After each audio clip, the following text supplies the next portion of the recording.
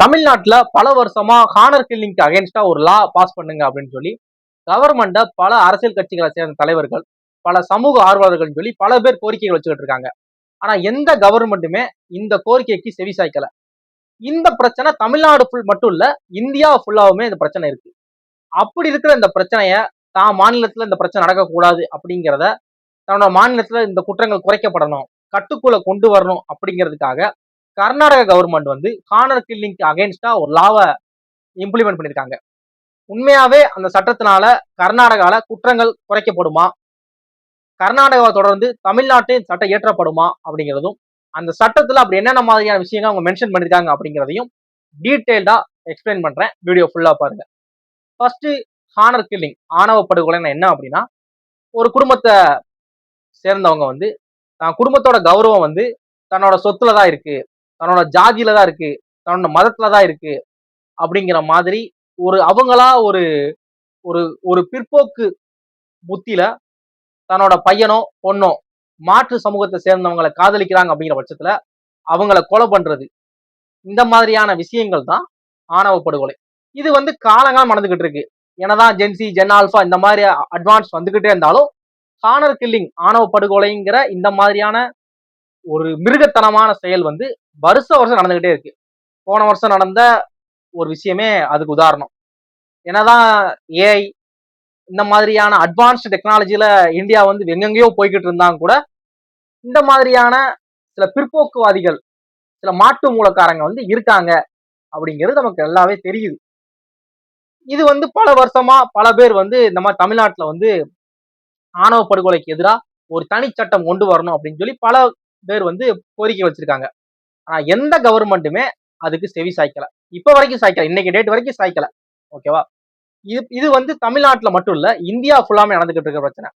அது வந்து அவங்க ஜாதினால இருக்கலாம், மதத்தினால இருக்கலாம், தன்னோட சொத்து, தன்னோட ஸ்டேட்டஸ், நான் எவ்வளவு வெல்த்தானவன், அவன் ஒரு பிச்சைக்காரப்ப ஏழை அப்படிங்கிற மாதிரி இந்த ஒரு மென்டாலிட்டியில தன்னோட பொண்ணோ பையனோ இந்த மாதிரி லவ் பண்றாங்க, பேரண்ட்ஸ்க்கு அகைன்ஸ்டா மேரேஜ் பண்ணிக்கிட்டாங்க அப்படின்னா அவங்கள கொலை பண்றத வழக்கமா இந்தியா ஃபுல்லா வச்சிருக்காங்க. இதை குறைக்கணும், இது நடக்கவே கூடாது அப்படிங்கிறதுக்காக கர்நாடக கவர்மெண்ட் வந்து இன்னைக்கு ஹானர் கில்லிங்க்கு அகைன்ஸ்டா ஒரு லா பாஸ் பண்ணிருக்காங்க. அந்த லால என்ன சொல்றாங்க அப்படின்னா, யாராவது இந்த மாதிரி ஒருத்தரை வந்து கொலை பண்ண போறாங்க, பிளான் பண்றாங்க அப்படின்னா, பிளான் பண்றவங்களுக்கும் தண்டனை, சப்போர்ட் பண்றவங்களுக்கும் தண்டனை. அது மாதிரி யாராவது இந்த மாதிரி லவர்ஸ் இருக்கிறாங்க, அவங்களுக்கு ஒரு ஆபத்து இருக்குன்னு அவங்க ஃபீல் பண்றாங்க அப்படின்னா, போலீஸ் ஸ்டேஷனுக்கு வந்து அவங்க வந்து இது பண்ணணும். போலீஸ் அவங்களுக்கு ஃபுல் செக்யூரிட்டி கொடுக்கும், அவங்கள பாதுகாக்கும் போலீஸ் அப்படிங்கிற மாதிரி சொல்றாங்க. அது மாதிரி இந்த மாதிரி ஒரு பிரச்சனை நடக்க போகுது அப்படின்னா, போலீஸ் வந்து பயங்கரமா ரொம்ப சீரியஸான ஒரு ப்ராசஸிங்ல இது பண்ணுவாங்க. ரொம்ப ஸ்பீடா ஒரு எஃபிஷியன்டான ஒரு என்கொயரி இந்த இதுல இருக்கும். ரொம்ப டிலே பண்ணாம குற்றம் பண்ணவனே இயற்கையான முறையில மரணம் எழுதிடுவான், இயற்கை எழுதிடுவான். அது வரைக்கும் இந்த கேஸ் நடந்துகிட்டே இருக்கும். அப்படிங்கிற மாதிரி இல்லாம வேகமா என்கொயரி நடக்கணும், என்ன பிரச்சனை சால்வ் பண்ணணும் அப்படிங்கிற மாதிரி ஒருத்தருக்கு கொடுக்குற தண்டனை அடுத்து வரவங்களுக்கு செய்யறதுக்கே பயப்படணும் அப்படிங்கிற மாதிரி சொல்றாங்க.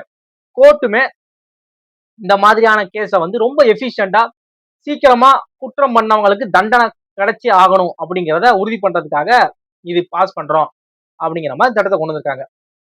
ஆல்ரெடி இப்படி ஒரு திட்டம் வந்து இப்படி ஒரு லா வந்து 2019 ராஜஸ்தான்ல இம்ப்ளிமெண்ட் பண்ணிருக்காங்க. ஆனா அது இவ்வளவு டீடைல்டா இல்ல. அதுல என்ன சொல்றாங்கன்னா, திருமணம் மேரேஜ் அப்படிங்கிறது ஒருத்தரோட தனிப்பட்ட விருப்பம், அதை வந்து இன்னொருத்தர் ஒரு தேர்ட் பர்சன் அம்மா அப்பாவா இருந்தாலும் கூட அவங்க பண்ணக்கூடாது, அவங்க வந்து அதுல உள்ள வரக்கூடாது அப்படிங்கிற மாதிரி சொல்றாங்க. இதை வந்து இப்ப 2026 கர்நாடக கவர்மெண்ட் வந்து ரொம்ப டீடைல்டா பிளான் பண்ணாலே உனக்கு தண்டனை தான் அப்படிங்கிற மாதிரி இது பண்றாங்க. இது எப்படி இதாக போகுது, உண்மையாவே இந்த இது வந்து இதனால குற்றங்கள் குறைய போகுதா அப்படிங்கிறத நம்ம பொறுத்து இருந்தா பாக்கணும். ஆனா இவங்க வந்து தமிழ்நாட்டுல பல வருஷமா இதை செய்ய யோசிக்கிற இந்த ஒரு சட்டத்தை அவங்க இன்னைக்கு இம்ப்ளிமெண்ட் பண்ணிட்டாங்க அப்படிங்கறதுதான். சரி, இப்ப இத சில பேர் வந்து என்ன சொல்றாங்க, இது வந்து ஒரு சிலர் வந்து தமிழ்நாட்டிலேயே வந்து இப்படி ஒரு சட்டம் வேணும், தனிச்சட்டம் கொண்டு வரணும், ஆணவ படுகொலைக்கு எதிராக சிறப்பு சட்டம் வேணும் அப்படிங்கறத சொல்றாங்க. ஒரு சிலர் என்ன சொல்றாங்க அப்படின்னா, அதாவது இப்ப சட்டம் கொண்டு வந்தா மட்டும் குற்றங்கள் குறைஞ்சிருமா, சட்டத்துலனால கிடையாது குற்றம், சட்டம் பல வருஷமா இருக்குல்ல, அப்படிங்கிறப்ப குற்றம் நடந்துகிட்டு தானே இருக்கு. சட்டத்துல கிடையாது, ஸ்கூல்ல காலேஜஸ்ல எஜுகேஷன்லயே அதை சேஞ்ச் பண்ணணும் அப்படிங்கிற மாதிரி சொல்றாங்க. அது மாதிரி மக்களுக்கு ஒரு அவேர்னஸ் வரணும் அப்படிங்கிற மாதிரி சொல்றாங்க. அப்புறம் மக்கள் வந்து ஒருத்தர் ஒருத்தர் வந்து இது பண்ணிக்கணும். அது அவங்களோட தனிப்பட்ட விருப்பம். ஒரு ஒரு குடும்பத்தோட கௌரவம், ஒருத்தரோட தனிப்பட்ட கௌரவம் அப்படிங்கிறது அவங்களோட ஜாதியிலயோ மதத்திலயோ இந்த மாதிரியான விஷயங்கள் கிடையாது. பொண்ணோ பையனோ நல்லா படிச்சிருக்கிறாங்க, நல்ல ஒரு சர்வீஸ் பண்றாங்க, மக்களுக்கான ஒரு வேலையை பார்க்குறாங்க, நிறைய படிச்சிருக்காங்க, நல்ல ஒரு ஸ்கில்டு பர்சனா இருக்கிறாங்க, தமிழ்நாட்டை வந்து பெருமைப்படுத்துற மாதிரி சில விஷயங்கள் பண்றாங்க, இந்தியாவை பெருமைப்படுத்துற மாதிரி சில விஷயங்கள் பண்றாங்க, உலக அரங்கல்ல இந்தியாவை பெருமைப்படுத்துற மாதிரி சில விஷயங்கள் என் பண்ணது என் பையன் தான் அப்படிங்கிறதுல இதை கொண்டு வரணும்.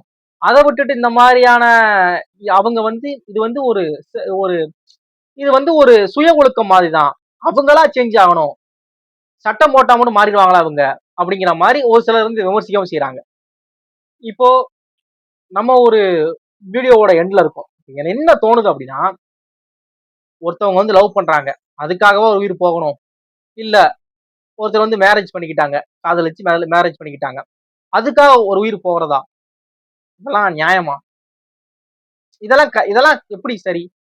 இன்னொரு பக்கம் யோசிச்சு பாக்குறப்ப இந்த மாதிரியான விஷயங்கள் வந்து ஜாதி, மதம், சொத்து இந்த மாதிரியான விஷயங்கள் மட்டும் இல்லாம பொலிட்டிக்கல் ப்ரெஷர் மாதிரி சோசியல் ப்ரெஷரும் இருக்கு அப்படிங்கிறாங்க. ஏன் அப்படின்னா, பக்கத்து வீட்டுல யாராவது ஒரு வீட்டுல பக்கத்து வீட்டுல இருக்கக்கூடிய தன்னோட தெருவில் இருக்கக்கூடிய ஒருத்தரோட வீட்டுல பொண்ணோ பையனோ மாற்று சமூகத்தை சேர்ந்த காதலிச்சு கல்யாணம் பண்ணிக்கிட்டாங்க அப்படின்னா, அந்த அக்கம்பக்கத்துல இருக்கிறவங்க தான் அவங்க ப்ரெஷர் பண்றதே. அவங்களுக்கா தன்னோட பொண்ணு பையன் நல்லா இருந்தாலே போதும் அப்படிங்கிற மென்டாலிட்டியில பல பேர் இருக்கிறாங்க. என்னதான் வருத்தம் இருந்தாலும் பல பேர் இருக்கிறாங்க. ஆனா தன்னோட தெருக்காரங்க, தன்னோட ஊர்க்காரங்க அதை ஏத்துக்க மாட்டாங்க. அவங்க வந்து நம்மள இப்ப பாக்குறப்பால நம்மள ஒரு மாதிரி இந்த நாக்கு மேல பல்லு போட்டு பேசுவாங்க அப்படிங்கிற மாதிரி சொல்றாங்களே, அது பண்ணிக்கிட்டே இருப்பாங்க. ஆனா அவங்க ட்ரிகர் ஆகுறாங்க. நிறைய பேருக்கு அப்படி விருப்பம்லாம் கிடையாது.